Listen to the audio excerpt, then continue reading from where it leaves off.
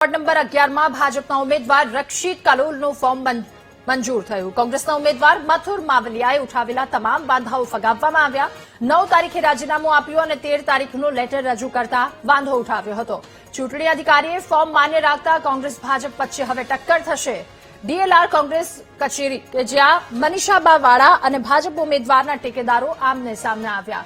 રક્ષિત કલોલા પર ખોડિયાર આશ્રમના મહંતના હત્યાનો આરોપ હોવાનું કહેતા મામલો ઉગ્ર બન્યો હતો તો બંને પક્ષના કાર્યકરો વચ્ચે ઘર્ષણના દ્રશ્યો પણ સામે આવ્યા।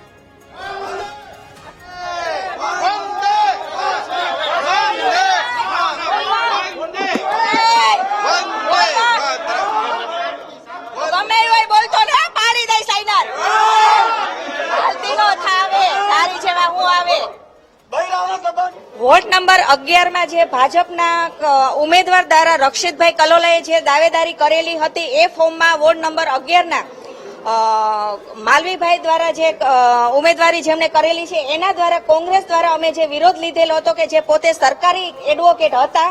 તમે તમારા પ્રેસ મીડિયાના માધ્યમથી જોઈ શકો છો કે 9 તારીખે એમને 9 તારીખે એને કેન્સલની રાજીનામાની અરજી આપેલી હતી અને 9 તારીખે ફાઇનલ થઈ ગયેલું એવું એને અમને કીધેલું છે। પણ અત્યારે જે ચૂંટણી પંચમાં જે સાહેબને રજૂ કર્યું છે એમાં 13 તારીખ છે તો 13 તારીખે જયારે 11 તારીખે ફોર્મ ભરાણું હોય તો 13 તારીખે આ ફોર્મ કોઈ રીતે માન્ય ન ગણાય।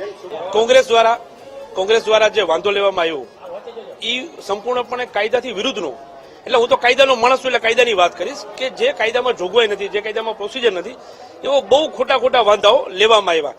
સાચી હકીકત એવી છે કે અત્યારથી કોંગ્રેસ હાર ભાળી ગઈ છે, એટલે કોંગ્રેસે કોઈ જીતવાની તક દેખાતી નથી, એટલે ગમે એમ કરીને વાંધો લેવો હતો, વાંધો લીધો। પણ જે કાયદાની પ્રસ્થાપિત સિદ્ધાંતો મુજબ જે ખરેખર રાજીનામું અપાઈ ગયું છે, પહેલા અપાઈ ગયું છે, એમની મૂળ વાત જ એવી હતી કે મેં પછી આપ્યું, તો એ સાબિત નથી કરી શકે એમ। અને ઓલરેડી રાજીનામું અહીંયા પણ મંજૂર થઈ ગયું છે, કાયદા વિભાગ દ્વારા મંજૂર કરવામાં આવ્યું છે, તો જયારે રાજીનામાનો કોઈ પ્રશ્ન નથી તો એવા સંજોગોમાં મારું ફોર્મ સંપૂર્ણપણે કાયદાકીય રીતે મંજૂર કરવામાં આવ્યું છે સાહેબ દ્વારા। કોંગ્રેસનો એવો પણ વાંધો લેવામાં આવ્યો કે અહીંયાથી લઈ અને છેક ઉપર સુધી બધા જ લોકો ખરીદાયેલા, એવું કોઈ દિવસ હોઈ શકે નહીં। આ કોંગ્રેસની હલકી અને નબળી માનસિકતા બતાવે છે, કારણ કે એને ખબર છે કે ક્યાંય જીતવાના છીએ નહીં અમે। ઠીક છે, કોંગ્રેસ એની રીતે આ તો તંદુરસ્ત લોકશાહી છે, તંદુરસ્ત રીતે લડવું જોઈએ। અમે પણ એવું માનીએ છીએ કે એ પણ તંદુરસ્ત રીતે લડે, કારણ કે લોકશાહીમાં બધાએ લડવાનો અધિકાર છે। હું પણ અમે તંદુરસ્ત રીતે અમે લડી રહ્યા છીએ અને સરસ રીતે અમે જીતીશું। ત્યારે બંને ઉમેદવાર વચ્ચે આ મામલો વધુ ઉગ્ર બન્યો હતો। ભાજપના રક્ષિત કલોલ કે જેમનું ફોર્મ મંજૂર થયું અને આ વાત ડીએલઆર કચેરીમાં બંને પક્ષ વચ્ચે ગરમાગરમીના કેટલાક દ્રશ્યો પણ જોવા મળ્યા।